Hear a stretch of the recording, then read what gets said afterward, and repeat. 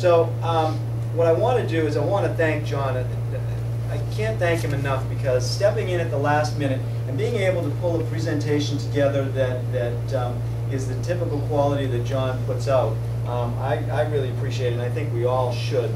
He's done everything from reading the Declaration of Independence to, what is it you're doing tomorrow night, John? My debut broadcast for the Boston Bruins. Oh, wow. So, we are very fortunate tonight to have Mr. John Horrigan. John? Thank you.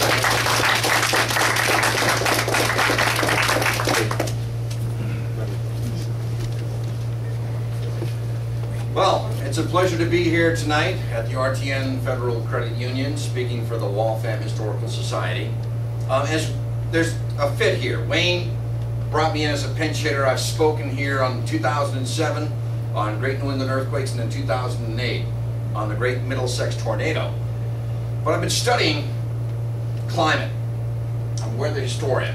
And Waltham, Massachusetts figures prominently into tonight's talk, the year without a summer. Is that too much, John, or is that all right? This past summer and fall have been so cold and miserable that I have been from despair, kept no account of the weather. It could have been nothing but a repetition of frost and drought.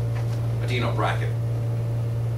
As Wayne mentioned, I'm a historical fire researcher, a historical astronomy researcher, a historical weather researcher, and a historical disaster researcher, and all four of these play into tonight's story. I've been called a lot of things, some I can't print. I'm an old New England folklorist. I don't have a prefix before my name or a suffix following my name. A pocket historian, this is new, a time traveler driving without a license.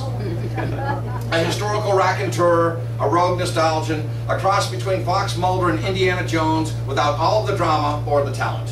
An infotainer born from Google Books and PowerPoint. My agenda is the new popular public history, and I belong to a number of historical societies, the Historical Society of Watertown and the Waltham Historical Society. I'm a member of the Dedham Society in Dedham for the Apprehension of Horse Thieves, celebrating their 200th anniversary. The Society of American Baseball Research, the Ancient Order of Hibernians, the Economic History Association, and the Economic History Society. And I'm a colonial reenactor with the Lincoln Minutemen. I'm also a professional sports announcer with the Boston Bruins alumni and the New England Patriots Alumni Club. And as Wayne mentioned, after 850 hockey games, I got the call this morning from the Boston Bruins. I'll be announcing the Boston Bruins versus the New York Islanders rookie game tomorrow night and Thursday night, 7 o'clock, online only at www.bostonbruins.com. And finally, I'm organizing Historipalooza, or the New England History Festival, Saturday, November 13th, 5 o'clock. Special guests include John F. Kennedy, Edgar Allan Poe, Harriet Tubman, David Russo will talk about the great architect Brigham, and our own David Smith will bring us some great Civil War stories. If you want to get a hold of me, you can find me on Facebook or Twitter, or log on to www.ushistory.me or johnhorrigan.com, or johnhorrigan@hotmail.com. All right, off we go. Tonight, the year without a summer. We're going to be talking about the Little Ice Age, sunspots and the great astronomers, solar flares, great volcanic eruptions, solar irradiance, that's going to be brutal, but I'll get through it quickly, inertial solar motion, Tambora blows its stack, the horror writing contest, the New England impact, and 2009, the modern year without a summer, and then Horrigan's axiom. So, when you talk about the year without a summer, you're talking about 1800 and froze to death. It's been given many monikers.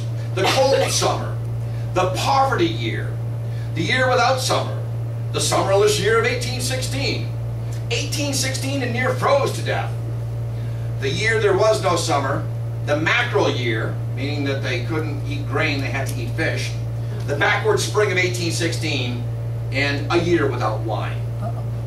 So if we look at the reconstructed temperatures of that particular period, it fell within what was known as the Little Ice Age. And the Little Ice Age began after a warm period during the Middle Ages. And you can see this is basically where this occurred, this event occurred.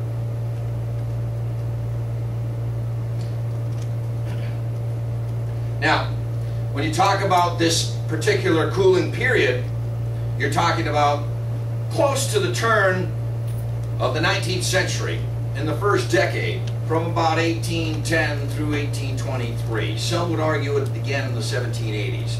It was an aberrational period. After a very warm medieval period, temperatures cooled down. And if you look at, not to throw graphs at you, although I am, you can see some severe dips during the Little Ice Age, including this particular period. And you can see there's abnormal cooling period. Around 1300, that's when warm summers stopped being dependable in Northern Europe. And three cooling minima began in 1650, 1770, and 1850. The Little Ice Age brought colder winters to portions of Europe and North America. In the mid-17th century, glaciers in the Swiss Alps advanced, gradually engulfing farms and crushing entire villages. So we're going to be talking about the cooling period and what caused it. Well, the first thing that I want to talk about is a cool period known as the Maunder Minimum. This is a period in the late 17th century and early 18th century where there was a low amount of sunspots, and we're going to get into that. There were two low periods of sunspot activity. The Maunder Minimum, about 1645 to the year 1717, was responsible for at least 70 years of abnormally cold weather in the northern hemisphere. The Maunder Minimum interval is sandwiched within the cool period that we discussed, known as the Little Ice Age. This minimum could be due to a lack of compiled data, because the Vatican frowned on heretical views that contradicted the prevailing geocentric view of our solar system. See Galileo and Pope Urban for more details. So if you look at 400 years of sunspot observations, again, I attribute this abnormal low to a lack of data. Not many astronomers were coming out and saying, hey, talking about the sun or astronomy. And then we have what's known as the Dalton Minimum, the second period, and this is where the year without a summer happens. 1816 marked an end of one of the sun's extended periods of low magnetic activity called the Dalton Minimum, which happened roughly between I've heard 85, we'll say 1795 to 1823.